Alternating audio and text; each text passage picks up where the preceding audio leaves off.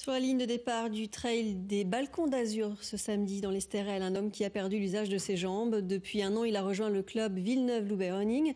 Sa présence a bouleversé la conception même de la course à pied au sein du club, puisque pour lui, le groupe s'est mis à courir en tirant un fauteuil spécial. Reportage dans le parc de Vaugreney avec Véronique Varin, Richard de Silvestro.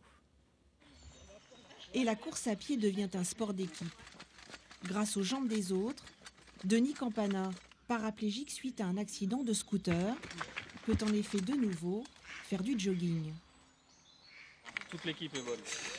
Voilà. Chacun à sa place, on a des costauds devant et derrière, et sur les côtés aussi.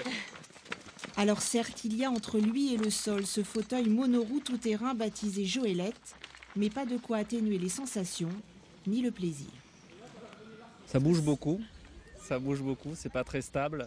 Il y a une vraie relation de confiance et là de se retrouver en pleine nature dans des endroits qu'on pensait être inaccessibles du fait d'être handicapé, ça me permet de m'épanouir et d'être aussi avec une bande de copains et de pouvoir m'amuser avec eux.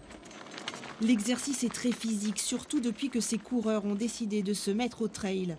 Des épreuves en pleine nature comme celle des Balcons d'Azur à laquelle cette équipe va participer samedi. 25 km, 1000 mètres de dénivelé positif en plein massif de l'Estérel. De toute façon, vu que l'effort est collectif, on ne le ressent pas de la même manière.